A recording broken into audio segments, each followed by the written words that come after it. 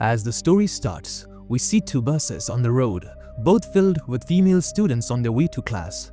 In one of the buses was a girl named Mitsuko, who was very charming. Not like the others, she was busy writing something in a notebook. Her friend started teasing her, saying, "Do you write all the time? What do you even get from making these notes? Look around, everyone is enjoying themselves. Why don't you join us?" Saying this, one of her friends snatched a notebook, causing her pen to fall on the floor. As Mitsuko bent down to pick up her pen, something shocking happened. Out of nowhere, a powerful force rushed in and split both buses in half, along with all the girls inside. The scene was horrifying as all the girls were instantly sliced into two. When Mitsuko stood back up, she was horrified to see what just happened. She couldn't believe her eyes. The only reason she survived was because she had bent down to pick up her pen. Overcome with fear, Mitsuko quickly got off the bus and started running. It was then revealed that the thing cutting everything and everyone in its path was not a visible object, but the wind itself. The wind now started chasing Mitsuko, and she ran as fast as she could, screaming for help. While running, she saw four other girls ahead. Mitsuko yelled at them to duck, but it was too late. The wind came and split them in half as well. However, Mitsuko managed to save one of the girls. Soon after, they saw some other girls cycling nearby. The two of them tried to warn and save those girls, but the wind didn't spare them either. The wind mercilessly sliced through the cyclist. Tragically, even the girl Mitsuko had just saved met the same fate. Seeing this, Mitsuko was overwhelmed with fear and started running aimlessly, unsure of where to go. As Mitsuko reaches a river, she is horrified to see that the river is filled with countless dead bodies. It was clear that the invisible force, the wind, had already killed them all.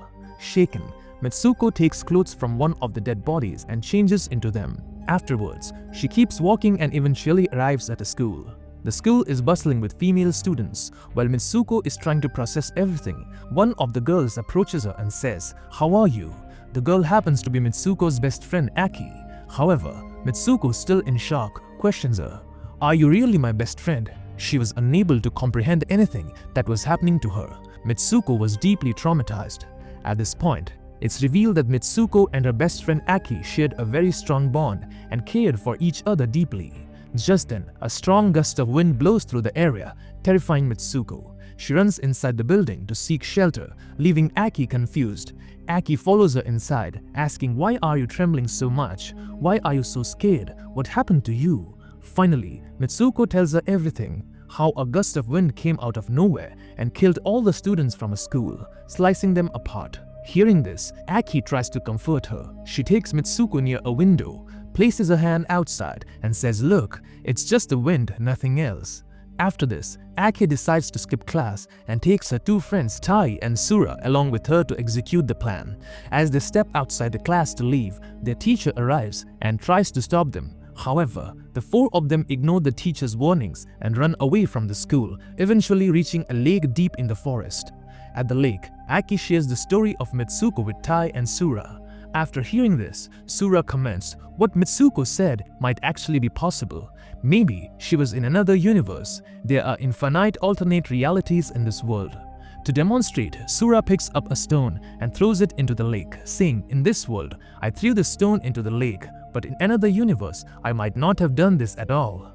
Just then, a giant crocodile suddenly emerges from the lake and devours Tai. However, moments later, Tai reappears completely unharmed.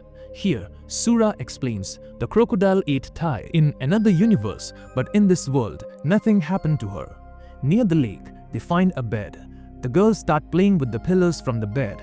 At this moment, Mitsuko noticed two other girls watching them from a distance. One of the girls is dressed as a bride, but within moments, both of them mysteriously disappear. Sura then adds, "Our fates are predetermined, but if you want to change your fate, you must do something that is impossible in another universe." After that, the girls return to the school. A little later, another class begins. During the class, Mitsuko notices a pillow lying next to her seat. Curiously, she bends down to pick it up. Just then, the teacher suddenly pulls out a minigun and starts shooting all the students in the classroom. When Mitsuko gets up and looks around, she sees that everyone, including Aki, is dead. She is horrified, realizing that the pillow saved her life this time by making her bend down at the right moment. The teacher then approaches Mitsuko and says, "How dare you have the courage to skip my class? Are you ready to die now?" At that moment, Tai and Sura arrive to rescue Mitsuko and try to help her escape. But before they can flee, another teacher appears and shoots Tai and Sura, killing them instantly. Now Mitsuko along with the remaining students run out of the building, trying to escape the chaos. The school teachers relentlessly continue shooting at them. Somehow, Mitsuko and a few other girls manage to escape the school compound. While running, Mitsuko suddenly trips and falls.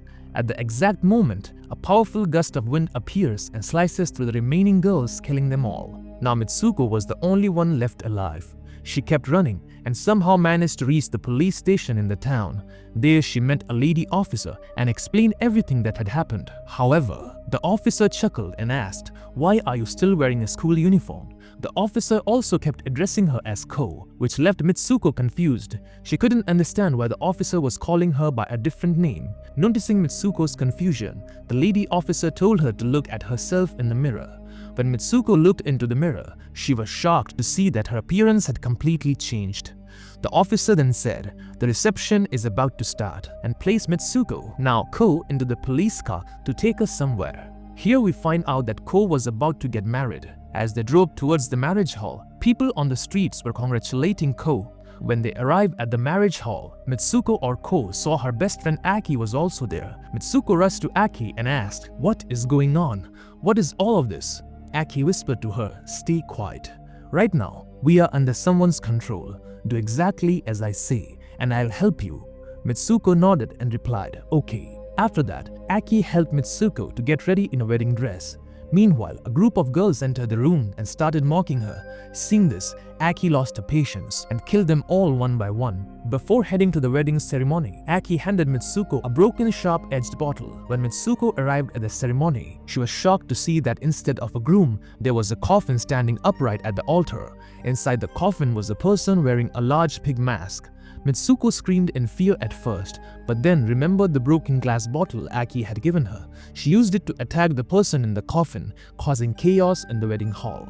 Panic broke out and people started running.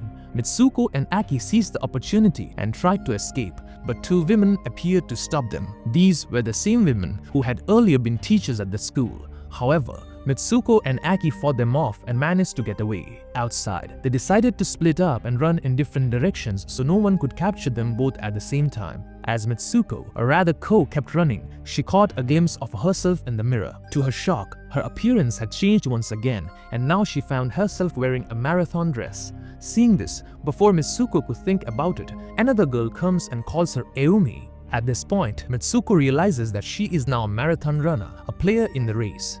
After realizing this, Mitsuko, or rather Eumi, starts running. During this, she sees her dead friends, Taiko and Sura, who had been killed in school some time ago.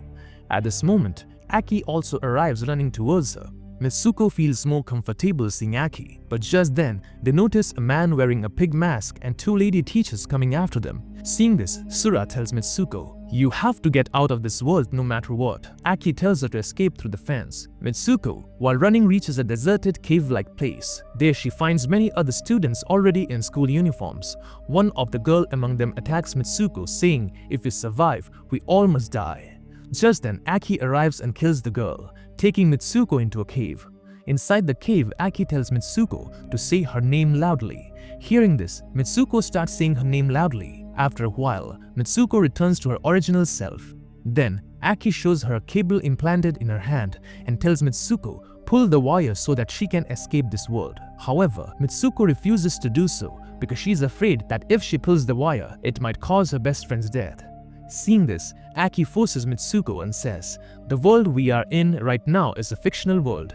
It's not real. Someone forcefully brought us here, and they will keep killing people until you do something to change all of this, because you are the main character. If you pull the cable, I can return to the real world, and you can reach the final stage." Upon hearing this, Mitsuko pulls the cable from Aki's hands. As soon as she pulls it, Aki is split into two pieces. Just then, a gate suddenly opens. Mitsuko enters through the gate and finds herself in a world full of men. This world was filled only with men who were enjoying playing a violent 3D survival horror video game called Tag. In this game, Mitsuko, Ko, and Eumi were playable characters, and there were even posters of 3 of them.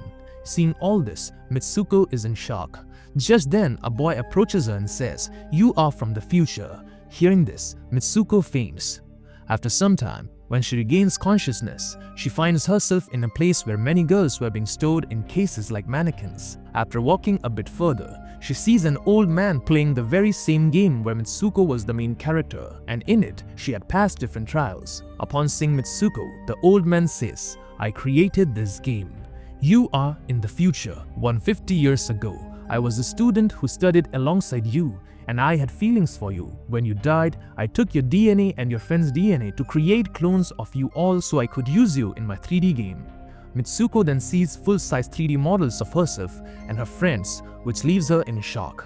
Just then, a young boy arrives. He is the younger version of the old man whom Mitsuko had seen earlier in the world of men. The boy undresses and goes to the bed, telling Mitsuko to join him there. The old man tells Mitsuko that the final stage of the game is for her to sleep with his younger version in the bed. He explains that this has been his deep unfulfilled wish for years. Mitsuko starts to approach the bed. Just then, she remembers what Sura has said to her about changing fate. If you want to change your destiny, do something impossible in another universe. In that moment, Mitsuko attacks the young boy, choking him. Mitsuko then grabs the old man's cane and strikes it into her own stomach, killing him. Seeing this, the old man is shocked. He had never expected Mitsuko to do something like this, as it was never part of his game. This action changes Mitsuko's fate. Then we see Mitsuko at the beginning stages of all three scenarios in the game. She simultaneously ends her life in the bus, the wedding hall, and the marathon before everything begins. Now we see Mitsuko walking in a snow-covered place. At this place, she realizes that everything is over and she is now in the real world.